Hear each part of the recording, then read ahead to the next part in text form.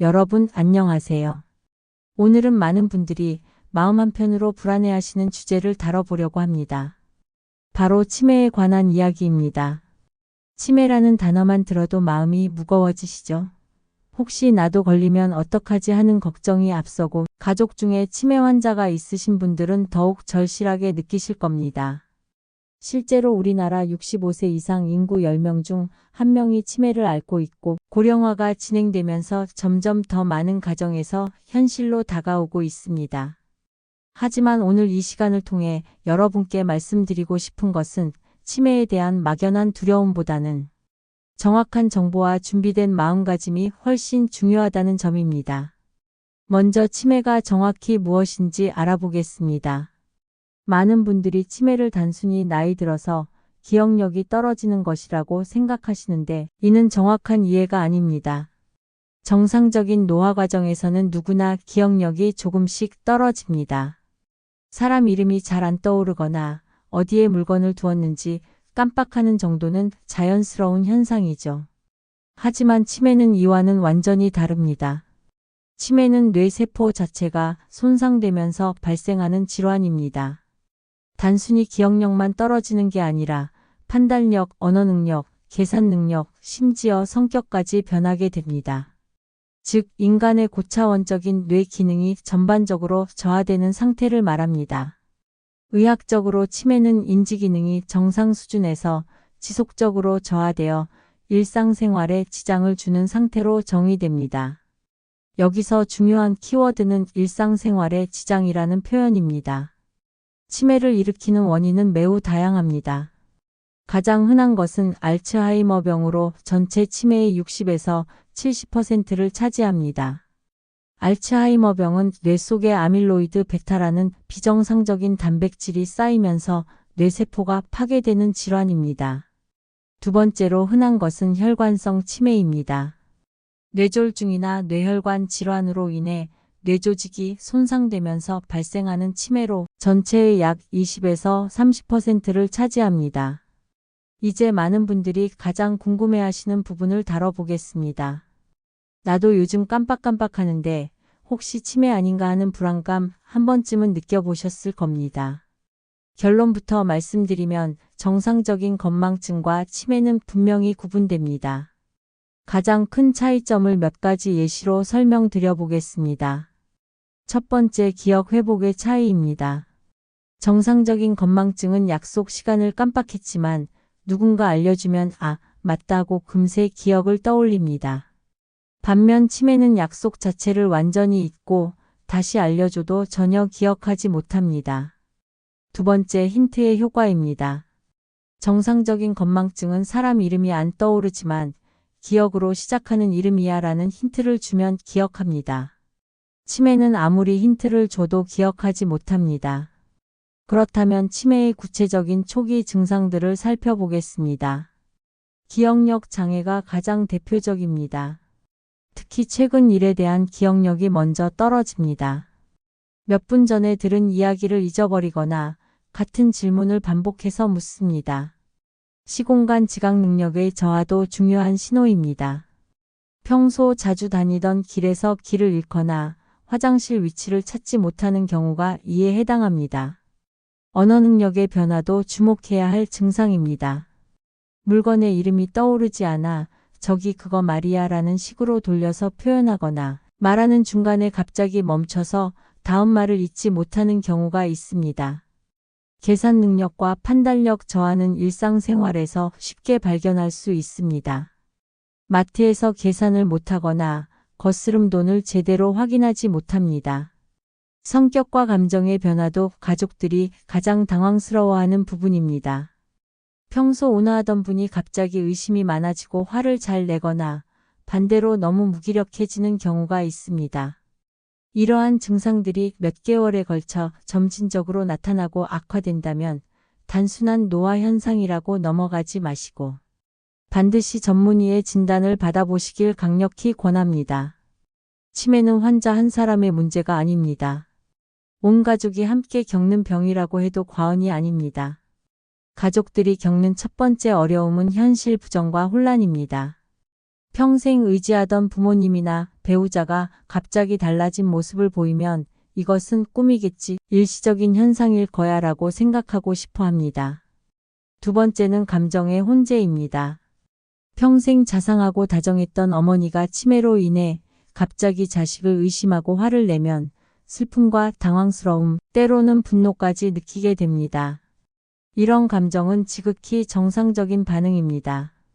그렇다면 이러한 어려움을 어떻게 극복할 수 있을까요? 첫째, 치매에 대한 정확한 이해가 필요합니다. 환자의 이상 행동이 고의가 아니라 병 때문이라는 것을 받아들여야 합니다. 둘째, 가족 간의 역할 분담과 소통이 중요합니다. 한 사람이 모든 부담을 지지 않도록 형제 자매가 함께 분담해야 합니다. 셋째, 전문가와 지역사회의 도움을 적극 활용해야 합니다. 치매안심센터, 주간보호센터, 방문간병 서비스 등 다양한 사회적 지원 체계가 있습니다. 넷째, 간병자 자신의 건강관리가 필수입니다. 간병자가 쓰러지면 환자도 제대로 돌볼 수 없습니다. 이제 많은 분들이 가장 관심 있어 하시는 질문에 답해 보겠습니다. 치매를 예방할 수 있을까요? 결론부터 말씀드리면 치매를 100% 완벽하게 예방하는 방법은 아직 없습니다. 하지만 희망적인 소식은 생활 습관을 통해 치매 위험을 상당히 줄일 수 있다는 것입니다. 적절한 생활 습관 관리를 통해 치매 발병 위험을 30에서 40% 정도 줄일 수 있다고 보고되고 있습니다. 첫 번째 예방법은 꾸준한 두뇌 활동입니다. 쓰지 않으면 잃는다는 원칙이 뇌에도 적용됩니다. 지속적인 두뇌 자극은 새로운 신경 연결을 만들고 기존 연결을 강화시켜 치매를 예방하는 데 도움이 됩니다. 독서, 글쓰기, 퍼즐 맞추기 등 전통적인 방법들이 있지만 더 효과적인 것은 새로운 것을 배우는 활동입니다. 새로운 악기를 배우거나 외국어를 공부하거나 컴퓨터 프로그램을 익히는 것 같은 활동들이 특히 좋습니다. 두 번째는 규칙적인 운동입니다. 운동이 치매 예방에 미치는 효과는 생각보다 매우 큽니다. 유산소 운동은 뇌혈류를 개선시켜 뇌세포에 충분한 산소와 영양분을 공급합니다. 하루 30분 이상 빠르게 걷기, 수영, 자전거 타기 같은 가벼운 유산소 운동만으로도 충분합니다. 중요한 것은 꾸준함입니다. 세 번째는 건강한 식습관입니다. 지중해식 식단이 치매 예방에 효과적이라는 연구 결과가 많습니다. 오메가3 지방산이 풍부한 고등어, 삼치, 연어 같은 생선, 호두, 아몬드 등의 견과류, 블루베리, 딸기 등의 베리류가 도움이 됩니다. 반대로 과도한 설탕과 가공식품, 트랜스 지방이 많은 음식은 피하는 것이 좋습니다. 네 번째는 사회적 교류의 유지입니다. 외로움과 사회적 고립은 치매 위험을 크게 높입니다. 친구들과의 정기 모임, 종교활동, 자원봉사, 동호회 참여 등 어떤 형태든 사람들과 교류하는 활동을 유지하는 것이 중요합니다. 다섯 번째는 만성질환의 관리입니다. 고혈압, 당뇨병, 고지혈증, 비만 등의 생활습관병은 치매와 밀접한 관련이 있습니다.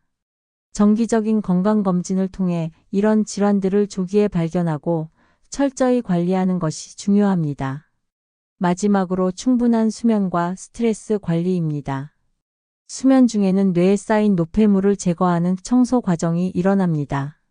하루 7에서 8시간의 양질의 수면을 취하고 명상, 요가, 취미활동 등을 통해 스트레스를 적절히 관리하는 것이 필요합니다. 만약 치매 진단을 받았다면 어떻게 해야 할까요? 많은 분들이 끝이다라고 절망하시지만 결코 그렇지 않습니다. 현재 사용되는 치매 치료제는 크게 두 가지 종류가 있습니다. 콜리네스터라제 억제제와 NMDA 수용체 기량제인 메만틴입니다. 이런 약물들이 치매를 완치시키지는 못하지만 증상의 진행을 6개월에서 1년 정도 늦출 수 있습니다. 비약물적 치료도 매우 중요합니다.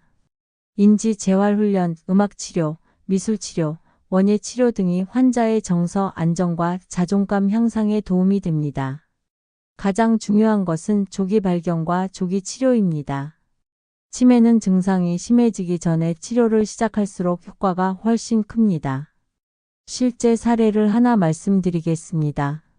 이모 씨 75세 할아버지는 몇 달 전부터 평소 잘하시던 바둑을 두다가 룰을 자꾸 헷갈려 하셨습니다. 걱정이 된 아들이 아버지를 모시고 치매안심센터를 방문했고 검사 결과 알츠하이머병 초기 진단을 받았습니다. 약물 치료와 함께 주간보호센터의 다양한 프로그램에 참여하기 시작했습니다. 특히 할아버지가 평소 좋아하시던 서예 활동과 노래 교실이 큰 도움이 되었습니다.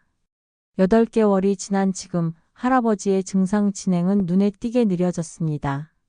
여전히 가족들과 함께 식사하며 옛날 이야기도 나누고 좋아하는 트로트를 흥얼거리며 비교적 안정된 일상을 보내고 계십니다. 치매 환자와 함께 생활할 때는 올바른 접근 방식이 중요합니다. 환자가 같은 질문을 반복할 때 아까 말했잖아요 라고 짜증을 내는 대신 마치 처음 듣는 것처럼 다시 대답해 주세요. 말을 할 때는 짧고 간단하게 한 번에 하나씩만 이야기하세요. 안전한 환경 조성도 필수입니다. 미끄러질 수 있는 매트는 제거하고 모든 계단에는 손잡이를 설치하세요. 화장실과 침실 문에는 큰 글씨로 표시를 해두고 밤에도 볼 수 있도록 조명을 켜두는 것이 좋습니다. 일상의 루틴을 만들어주고 작은 성취를 인정하고 칭찬해 주는 것도 중요합니다. 하지만 무엇보다 중요한 것은 간병자 자신의 건강관리입니다. 주간보호센터나 방문간병 서비스를 적극 활용해서 휴식 시간을 확보하세요. 치매는 더 이상 개인과 가정만의 문제가 아닙니다. 정부는 2017년부터 치매국가 책임제를 시행하여 전국에 치매안심센터를 설치했습니다. 현재 전국 256개 모든 시군구에 치매안심센터가 운영되고 있으며 치매검진, 상담, 사례관리, 가족교육 등의 서비스를 무료로 제공하고 있습니다. 장기요양보험제도를 통해 치매 환자의 돌봄 비용 부담도 크게 줄어들었습니다.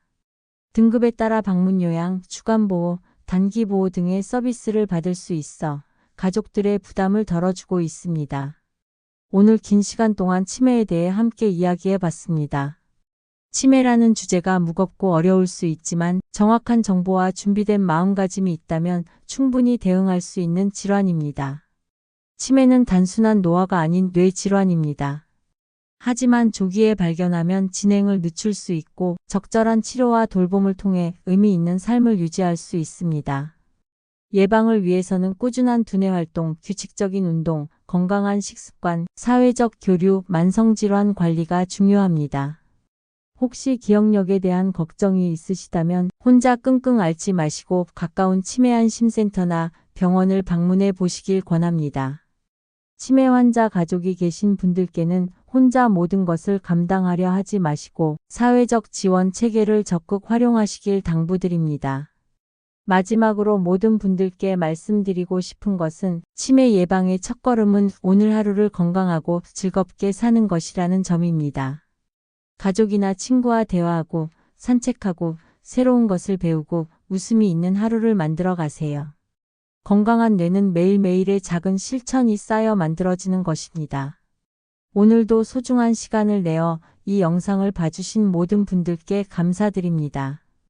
여러분과 여러분 가족의 건강한 내일을 진심으로 응원합니다. 구독과 좋아요는 더 좋은 콘텐츠를 만드는 데 큰 힘이 됩니다. 다음에도 더 유익한 건강 정보로 찾아뵙겠습니다. 감사합니다.